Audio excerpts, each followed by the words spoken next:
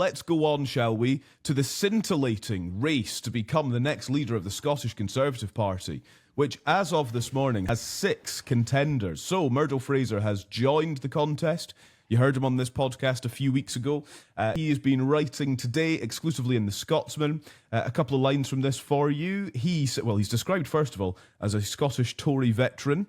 That's point number 1, Andy, for you to consider. Murdo Fraser said his party's members had been badly let down. He is now the 6th MSP to announce their candidacy. So here he is. He says only he could deliver real change. He has been the economy spoke, incidentally.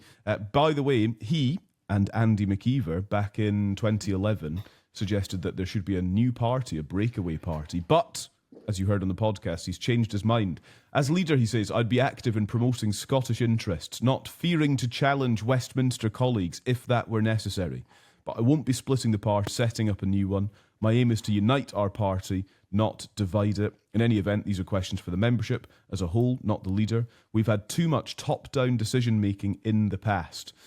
Uniting the party, not dividing it. He's going to set up a commission.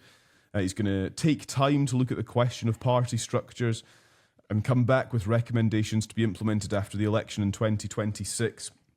In fact, that's something, Andy, isn't it, that all other leadership contenders have signed up to. Right, what are we talking about here? When we talk about Murdo Fraser entering the race here, what does that do to this contest?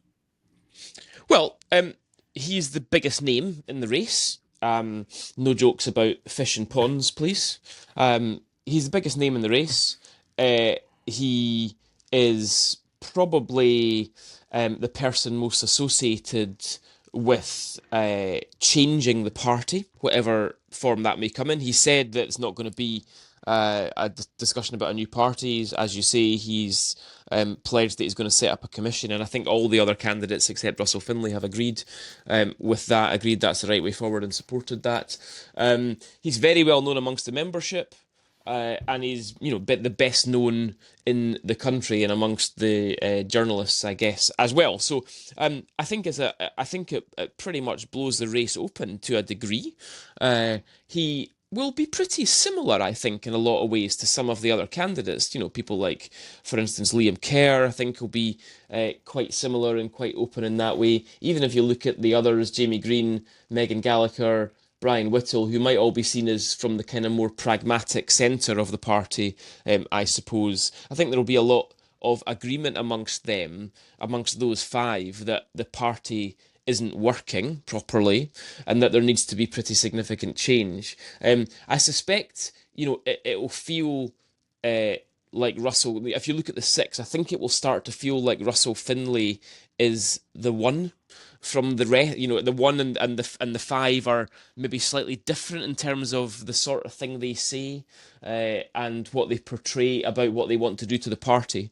And I think there's no question, as we discussed in this podcast before, and this is not particularly Russell Finley's fault, because I don't think he has encouraged this necessarily, but there isn't any question that the party establishment are looking for continuity, and they see Russell Finley, whether correctly or not, they see Russell Finley as being the continuity candidate. Andy, they will not switch to... Andy, how's it chosen? Sorry, just for the benefit of our listeners that good point. Yes, the Tory leadership contest. It's almost un-Tory-ish. It's almost un-first past the post-ish. Incredibly, it is a straight contest on single transferable vote. So, unlike the UK contest, where the MPs will whittle the candidates down to 2, and those 2 will go to the membership, in the Scottish contest, it's a free-for-all. As long as you get 100 nominations from members, you're in. And it's then single transferable vote, all the way down to the final person getting over 50% when it gets down to 2. But does that not see somebody like Murdo, though? Because he's likely, because of his profile, to be 2nd or 3rd preferences. I don't know. Look, I'm just trying to. Well, I think I think it depends on the nature of the debate, is the honest truth. Because you could have said the same. I mean, it was single transferable vote in 2011 as well. So you could have said the same thing about 2011. You might have presumed, for instance, that when Jackson Carlaw supporters dropped out or when Margaret Mitchell supporters dropped out, that they would automatically go to Murdo. And actually, I mean, they did to a degree, but Ruth Davidson emerged from that contest as the leader. So it doesn't always work exactly like that. Now, that contest was obviously framed a lot around the new party thing. This contest probably won't be. I think this contest will be framed much more around continuity versus change of the party, and whether or not the party continues to effectively just be an anti-nationalist movement, which is what it has been for the last 10 years, or whether it starts to try to form some sort of agenda for government. Whether, I mean, it's not going to get there, obviously, but whether it starts to form some sort of agenda. So the nature of the campaign will dictate where I think those transfers go. Yeah, I think what's interesting, just for our listeners, is that if you think about the SNP leadership contest that took place, that actually a lot of second preferences on who were voting for Ash Regan as their leader ended up in the bucket of Kate Forbes, which really narrowed the overall vote to I think it was 48-52. Is that right? I think it was. Yeah. So it narrowed in favour of Hamza. So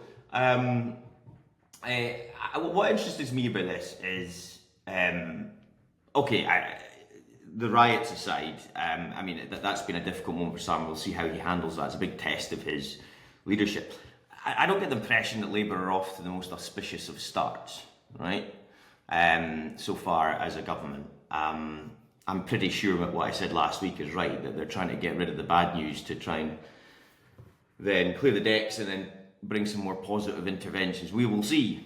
But there is a bit of an opportunity for a Conservative that is willing to rebrand somewhat and try and take on, their principal unionist opponents, not the SNP, the nationalist opponents in Labour. So I wonder if that's something that there is a slight opportunity for them ahead of 26. But I just can't see them being able to make up that much ground in such a short space of time, in all honesty. I think this has got to look at a long-term project for the Tories to try and get relevance. Yeah. I would suggest that that'll be at the next general election in Scotland. I still think they'll struggle across the rest of the UK, and then the Scottish elections after that, which will be, dearie me, that'll be 30-31. That's scary saying that, isn't it? 20-31, yeah. I mean, look, the truth is, right, none of the candidates are going to say this, obviously. Did I say 30-31? Which is a very that's definitely a long yeah, time, yeah. right? Well, I reckon. Let's make a new bet, Andy, that it's going to take until 30-31 for the Tories to win an election.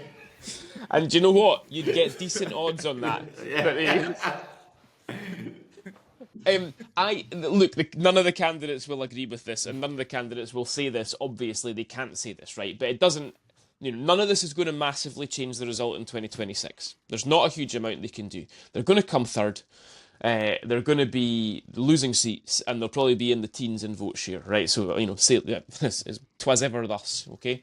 I think, though, the reality is that there is a gap in the Scottish political market. It has existed for the whole 25 years of devolution, and it is still there. So forget about what the party association with London is and what the brand is and all that. Those things are important, but putting them to one side for a moment, the gap is where the gap is, and that is for a pro-Scottish party of the centre-right.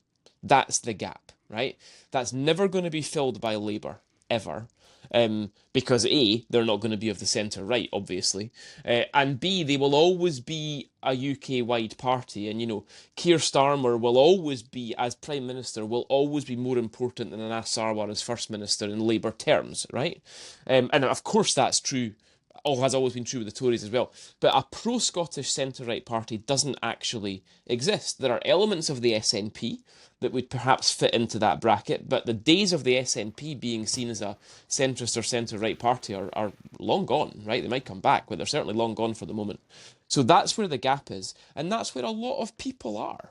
You can look at pretty much any public sentiment surveying you want to. Scotland is like any other country in Europe. It has a very significant group of people who are broadly categorised as being of the centre-right. And if you can combine that with a party that's genuinely pro-Scottish rather than one that looks to London all the time, then you're onto something. Now, so that the gap's not going to change. That's where the gap is. It's not going to happen soon. I absolutely think that the centre-right in Scotland getting into government is a decade-plus long project. But, we'll see what impressions are made over the next 18 months. Thank you so much for watching. Press subscribe and you'll get all the best videos offering insight on Scottish politics delivered straight to your feed. Press subscribe and stick around. And if you'd like to hear our conversations in full, open up your podcast app and search for Holyrood Sources.